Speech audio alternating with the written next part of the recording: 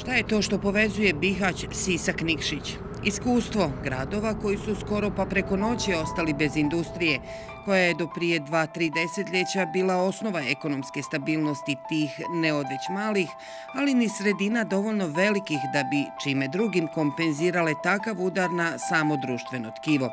Stoga napuštene hale kao i sva nedovršena zdanja izazivaju jezu, ali su i spomenici, neki i po namjeni, poput Nikšićkog doma revolucije koji je u središtu pažnje nagrađivanog filma umjetnika Seada Šabotića. Ljudi ga najčešće pogrešno tumače pa misle da ja kritikujem period socijalizma.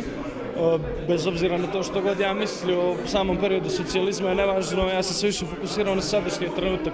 Kakvi su naši odnosi prema eventualnim spomenicima kulture koji su ili završeni ili nikad nisu završeni, jer se prema njima odnosimo kao prema nečemu što nam je, kao kad nam neko da vruć krompir u ruke. Tako se prema njima odnosimo, nemamo nikakav odnosi, nekako gledamo da ih sklonimo u stranu. A ne daju se skloniti u stranu, upozoravaju istoričari, teoretičari kulture i umjetnici, često odabirući kao mjesto svojih predavanja i performansa ruinirane hale, pa tako i Bihaćkog kombiteksa. Tu je na otvaranju izložbe Artefakti buduće prošlosti Marijan Crtalić, umjetnik koji je već pokrenuo festival željezare u Sisku, kretnjama opisivao zvijezdu, simbol zajednički prošlom i sadašnjem vremenu.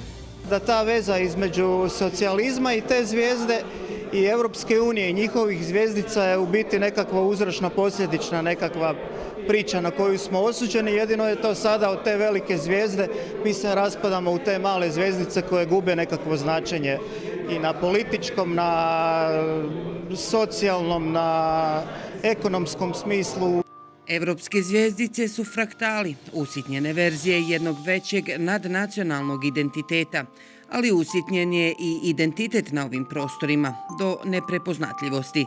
I sada nas, društvo osiromašeno kroz tranziciju, ponovo guraju u neko drugo vrijeme, pričom o različitim brzinama kojima se navodno kreće Evropa, upozorio je teoretičar kulture Boris Buden, dodajući da se zapravo radi o interesu moći.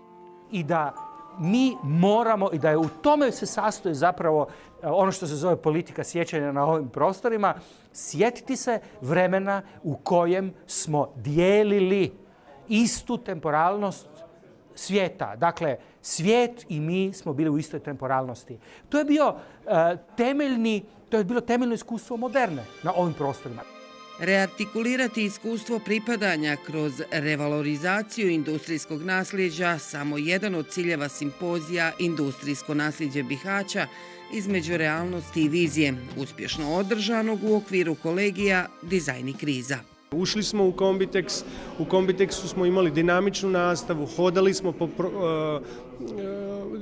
smo po prostorijama, po napuštenim prostorima.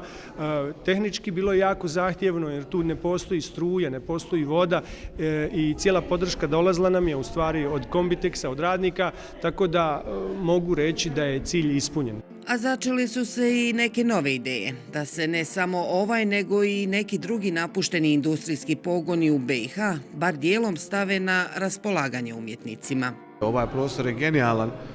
Volio bi provesti jedno ljeto samo slikajući u ovakvom jednom prostoru i onda vjerovatno bi proizveo puno kulture i umjetnosti, puno kvadratnih metara kulture i umjetnosti koja bi se morala nekako nazvat bosansko-hercegovačka, iako je može da bude internacionalna, ali bio bi jedan od proizvoda. Uostalom, slična je praksa već uspostavljena u napuštenim industrijskim centrima diljem svijeta, pa bismo, pretvarajući ih i kod nas u tvornice kulture, za početak na ovaj način ponovo zakoračili u sadašnje, vrijeme koje nam, kao i svima, podjednako pripada.